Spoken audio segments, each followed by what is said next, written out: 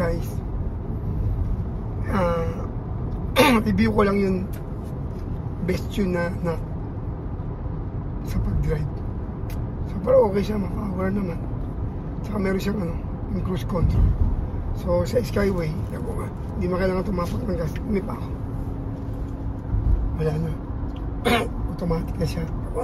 Set mo speed, hindi mo kailangan okay ito. Medyo naninibago lang ako gamitin yung cruise control na since kasi siya. Karamihan sanay ko sa cruise control button dito.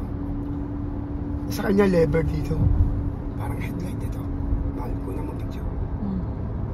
So medyo nag-a-adjust ako.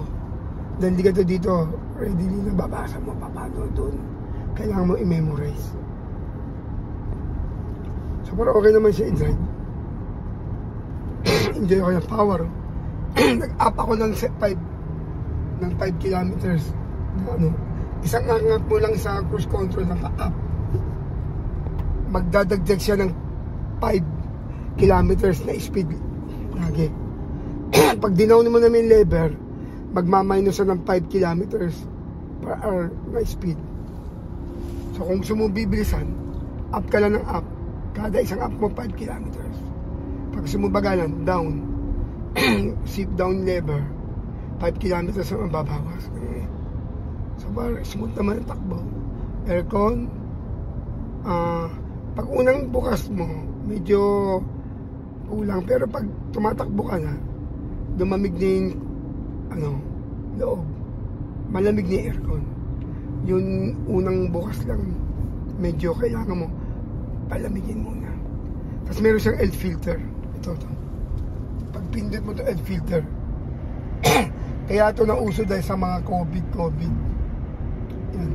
Kasi ito naman sa upuan para hindi mainit. Meron hangin sa driver side lang meron.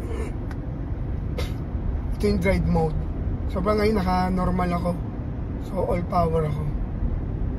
Yung pumunta kaming Tagaytay, 25% ang nabawas sa battery ko. Ngayon pa uwi kami, medyo pababa kasi. So mas tipid siguro. Umalis kaming Tagaytay, nasa 58% ako. Ngayon 46%. So nasa 12% pa lang nababawas. Nandito na ako sa Nagtahan. Pauwi na. So parang okay naman. Charging, hindi ko problema yun kasi responsible ako eh. Bago ko umalis, nag-charge ako sa bahay talaga. Pero nag-try ako mag-charge sa EBRO ba yung Ebro. 100 pesos sinubukan ko. Nag-charge siya ng ilang percent, Kim? 6%, no? Nag-up siya ng 6%. Yun lang parang mas mahal sa gas pag nagpag-gas ka. Ewan ko hindi ko compute yan eh, kasi hindi ako nagpo-compute ng ganyan. Parang 6% para sa 100 pesos.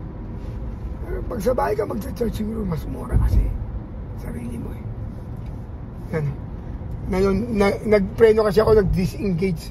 Ito yung sa cruise control na 75 eh. Ngayon, nasa 55 ako. Nasa 60, ako eh. Dito 60 kilometer lang dito eh. So, isa-set ko siya ng 60. Pag sinet ko ng 60, ay, nag-reset ako na. Kung ulit yan. Set ko 60. Yan, 61. So, hindi na ako tumapak. Nasa 61 siya. Automatic na siya. Guys, huwag kayo mag-overspeed dito. For your safety.